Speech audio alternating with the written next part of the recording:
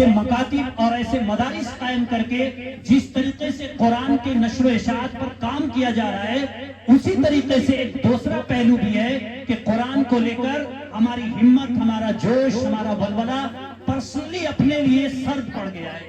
اپنے بچوں کو پڑھاتے ہیں ہم، لیکن خود نہیں پڑھتے ہیں۔ پیاری مائیں اپنی بچیوں کو ڈانٹتی ہیں، قرآن پڑھ لو، تلاوت کر لو، خود پڑھنے کی توفیق نہیں ہوتی ہے۔ موبائلوں میں اپنے وقت کو گزار رہے ہیں، سیریل دیکھنے میں اپنے وقت کو گزار رہے ہیں، گیم کھیلنے میں اپنے وقت کو گزار رہے ہیں، یہاں تک کہ بچوں اور بچیوں کے ہاتھ میں جو ہم نے موبائل پکڑایا ہے، اس موبائل میں چھپ کر وہ کیا کر رہے ہیں اللہ بہتر جانتا ہے۔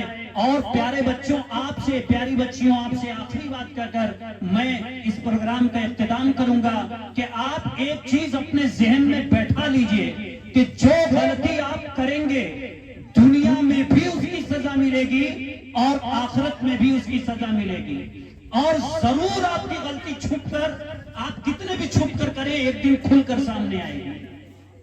ایک مثال سے سمجھاتا ہوں۔ علامہ حقانی نے ایک لطیفہ لکھا ہے کہ ایک بادشاہ جو ہے اپنے بادشاہ کے جو دربار لگتے ہیں، دربار بادشاہ کا لگنے والا تھا، تو دربار لگا بادشاہ کا، اور بادشاہ کے دربار میں ایک گانے والی آئی۔ اس سے پہلے کیا ہوا تھا، صبح صبح بادشاہ واش روم گیا تھا اور وہاں پر اس نے دیکھا کہ یار واش روم میں ایک بیر رکھی ہے، لاؤ کھا لیتا ہوں، کون یہاں دیکھ رہا ہے۔ وہ بیر ایک واش روم میں گری تھی، اسے بادشاہ نے کھا لیا، اور اس کے بعد نکلا، نہا دھو کر دربار میں گیا، راجا کی کرسی پہ بیٹھا۔ تو پہلے دربار ایسے ہی لگتا تھا کہ پہلے گانے بجانے والی آتی تھی، پھر اس کے بعد دربار شروع ہوتا تھا۔ تو گانے والی نے آ کر سب سے پہلے جو مصرع پڑھا کہ راجا جی میں تو کہہ دوں گی۔ اب راجا کہہ رہا ہے یار واش روم میں چھپ کے میں نے بیر کھایا، اس کو کیسے پتا چل گیا؟ لاؤ 5-10 اشرفی اس کو دے دوں تاکہ یہ سینٹنس اپنا چینج کر دے، یہ بات کو بدل لے۔ اور گانے والی نے سوچا یار راجا جی کو میرا یہ سینٹنس بہت پسند آ گیا، 10 اشرفی انعام دے دیا، اب تو میں یہی پڑھوں گی، راجا جی میں تو کہہ دوں گی۔ اب راجا پریشان ہے کہ کہہ نہ دے، میری پوری بادشاہ چلی جائے گی کہ یہ واش روم میں چھپ کے کھاتا ہے۔ اس لیے بادشاہ نے اور اشرفی بھیجی، اور اشرفی بھیجی، اور اشرفی بھیجی، اور وہ وہی سینٹنس پڑھ رہی ہے، راجا جی میں تو کہہ دوں گی۔ آخر میں بادشاہ ناراض ہوا اور کھڑا ہوا اور کہا جو کہنا ہے کہہ دے، ایک بیر ہی تو میں جا کے کھائی تھی واش روم میں، یعنی ایک بیر ہی تو میں نے واش روم میں کھایا تھا، جا کے کہہ دو۔ اللہ رب العزت پیارے بچوں ایسے ماحول کریٹ کرتے ہیں نا کہ جو چھپ کے کرتے ہو موبائلوں میں، جو چھپ کے چیٹنگ ہوتی ہے، جو چھپ کے ڈیٹنگ ہوتی ہے، خدا کی قسم ایسا ماحول کریٹ ہوگا کہ خود بخود تم بتانے لگو گے سب کے سامنے ممی واقعی میں نے نہیں کیا تھا، اس نے چڑھایا تھا اس لیے کر لیا، ویسے ہو گیا، ایسے ہو گیا۔ اس لیے اللہ کے واسطے چھپ کر موبائلوں کا غلط استعمال نہ کیا جائے۔ میرے پیارے بچوں، میری پیاری ماں اور پیاری بہنوں، آپ سے گزارش ہے کہ آپ اس جگہ سے یہ پیغام لے کر جائیے کہ آپ کو اگر کرنا ہی ہے تو پھر قرآن کی تلاوت سے اپنے دن کو سجائیے، اپنے دن کو سجائیے، نبی پاک صلی اللہ علیہ وسلم پر درود پڑھ کر اپنے دن کو سجائیے، اور ایسے ہی نیکیوں سے اپنے دن کو سجائیے، برائیوں سے اپنے آپ کو بچائیے، اور ایسی جگہ جہاں پر دین کی تعلیم ہو رہی ہے، چاہے ایک ٹاٹ پر ہو رہی ہو، زمین پر ہو رہی ہو، درخت کے نیچے ہو رہی ہو، ٹوٹے بوریے پہ ہو رہی ہیں، خدا کی قسم ان کو غنیمت جانیے۔ اور آخر میں میں یہی کہوں گا کہ ہر ممکن کوشش کیجئے کہ ایسی جگہوں کا ہمیشہ سپورٹ کریں۔ جب گھر میں آپ اپنے بچوں کو پیسہ بانٹے نا کہ لو 10 روپے تم بیٹا، 10 روپے تم، تو 10 روپے نکالیے کہ ہمارے یہاں کوچنگ سینٹر چلتا ہے، وہاں پر بھی میرا 10 روپے جائے گا، وہ بھی بچے ہمارے ہیں، وہاں سے اگر پڑھ کر نکلیں گے تو وہ بھی ہمارے بچے ہیں، ہماری قوم کے بچے ہیں۔ ایسے انسٹیٹیوٹ کو، ایسے سنستھانوں کو اور ایسے مکاتب کو، مدارس کو پیاری ماؤں، پیاری بہنوں، پیارے بچوں آپ مضبوط کیجئے۔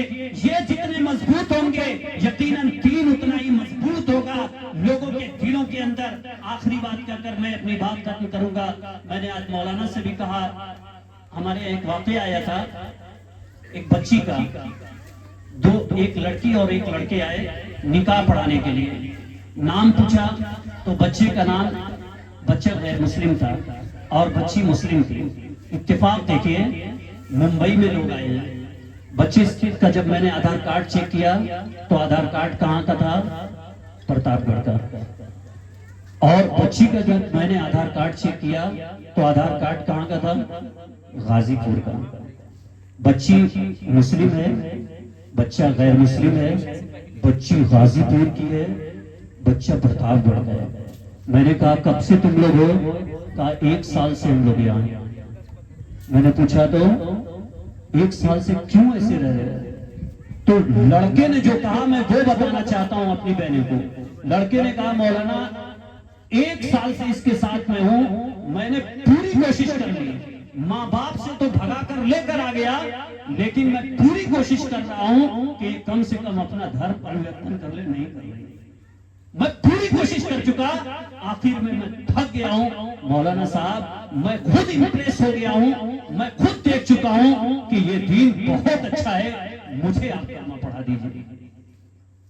بچیوں کو چھیننے کے بعد ان کی ماں سے، ان کے باپ سے، اس کے بعد بھی بعض لوگوں نے کوشش کی، ان کے ایمان نہیں چھین پائے.